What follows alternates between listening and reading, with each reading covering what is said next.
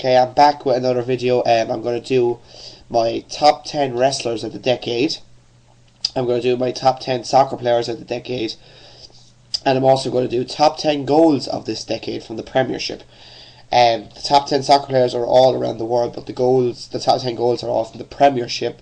And you have to agree with most of these. Some people might not know some of the goals, but I have to say all these goals deserve to be in my top 10. That's all I'm going to say about that. I'm a bit of a cold at the moment because I was out till like 2:30 in the morning last night, New Year's party, and it was really fucking cold in Ireland, so my voice is a bit fucking weak too, so that's why I'm getting rid of the video today, so then I can recover until Sunday. I can make another video Sunday then. So we'll start off with my top 10 wrestlers of the decade. At number 10 is The Undertaker. I have to say he's had a really solid 10 years at the WWE. He's put over some great wrestlers. He's had some great matches along the way.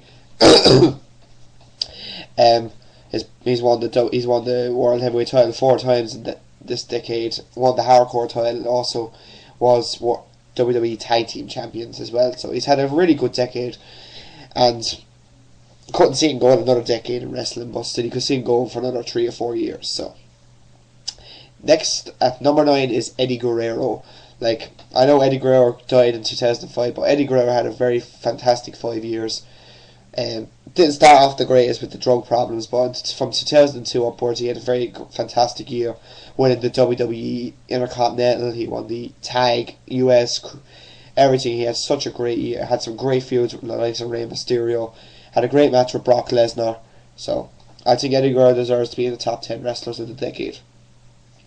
Number 8 is Rob Van Dam. I'd say Rob Van Dam's had a very good decade, especially in WWE, coming in with the invasion angle. Became the Hardcore champion on a couple of occasions. Won the Intercontinental 5 or 6 times. Won the Tag a couple of times.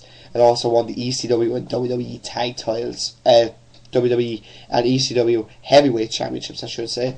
So and he's had some awesome matches over his couple of years. Had that good match with John Cena. Had a couple of good matches with Edge.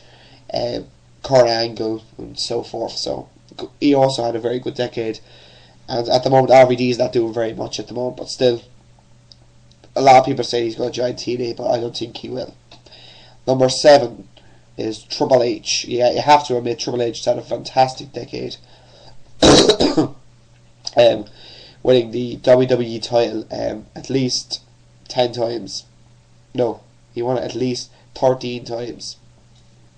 He won it 13 to 12 times in this decade, which is a bit too much, but he put over a good few wrestlers, not as many though as most people would, but he had some fantastic matches with Shawn Michaels, Chris Benoit, the list goes on. Like, he had a very good decade. Triple H deserves to be on this list. So number 6 is Kurt Angle. You have to say Kurt Angle's had a fantastic decade. Came in 2000 and won all those championships. Never looked back since. Like, he's had such a great career.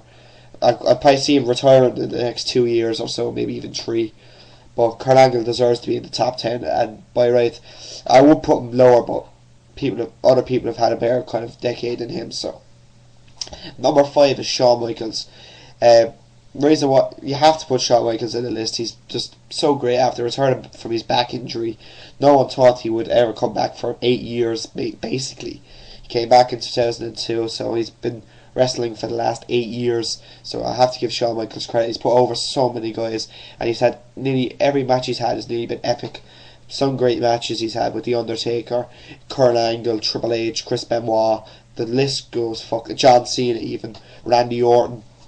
List goes on. So HBK is number 5. Number 4 is Chris Jericho. You have to say Chris Jericho has had such a great couple of years, coming back from time off and all that. So he's number 4 there. Number 3 is Jeff Hardy. Jeff Hardy's had a fantastic 10 years, like, with all the drug problems, but then again he's won so many championships and has so many great matches. He deserves to be on this list too. And number 2 is Randy Orton. You have to say Randy Orton's had a very good decade. Had some awesome feuds with Shawn Michaels, and the list goes on there too. So I'm trying to get this as quick as possible because I want to do the soccer one. And number 1 is Edge. A lot of people are probably surprised by that, but I just think Edge has had such an awesome decade, having some great tag team matches, singles matches, winning from championships after championships. So Edge is my number 1. wrestler of the decade. So there you go. Now we get on to the top 10 soccer players of the decade. Number 10 is Didier Drogba. I personally don't like Didier Drogba, but he's had such a great career since joining Chelsea. So he's really fast on the ball and he can strike the ball very well. So number 9, Steven Gerrard. Steven Gerrard has had a fantastic career at Liverpool. I give him credit. He's done alright. I don't personally like the guy. I just don't like him really. So he's got some important goals for Liverpool this year and over the years, scoring in the Champions League final to win in 2005 in Istanbul. And there you go, basically. Number 8 is Fernando Torres. I don't really want to talk about Torres. Number 7 is Zinedine Zidane.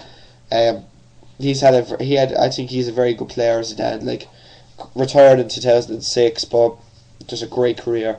Number 6, Luis Figo. Number 5, Thierry Henry. Number 4, Ronaldinho. Number 3, Kaká. Number 2, Cristiano Ronaldo. And the best player so far, definitely of this decade, is Lionel Messi. So there's your top 10 soccer players of the decade. Number 10 is goals of the decade. This was fucking extremely hard. I was doing it this morning. It took me forever, so hopefully I did this right. Number 10, Cristiano Ronaldo versus Portsmouth in 2008. That was the infamous free kick. Probably maybe one of the most famous free kicks you'll ever see. Just the way he just took the shot was fantastic. Number 9, Michael Essien versus Arsenal in 2006. This was a fantastic goal. It was like 30 yards. He just kind of, the outside of his foot, he just belted it, curled into the left hand corner of the net. Oh, it was fantastic. Number 8, Alan Shearer versus Everton in 2002. Alan Shearer more or less just belted the ball first time from 28 yards out. Awesome goal. Number 7 is Gusto Poyet versus Sunderland in the year 2000. Fantastic play by Zola to pass to Poyet, and a fantastic goal. Number 6 is Robin van Persie versus Charlton in 2006. This was probably the most hardest goal you could ever get though.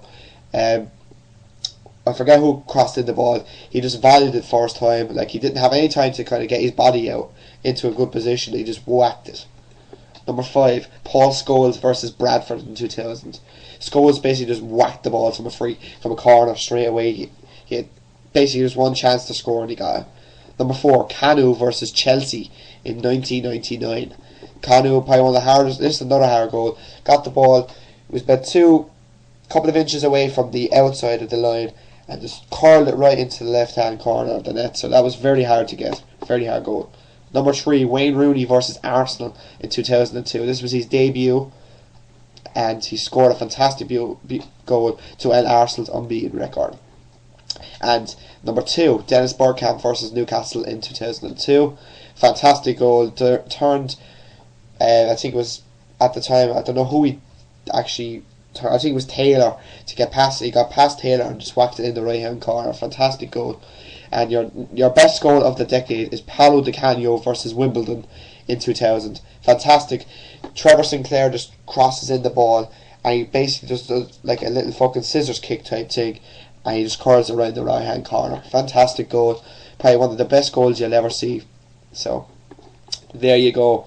I'm sorry about my voice. It's fucking going at the moment. I'm just gonna, if my voice is like this Sunday, I will not be doing another video until probably maybe Tuesday. So I'll speak to you then. Just take care.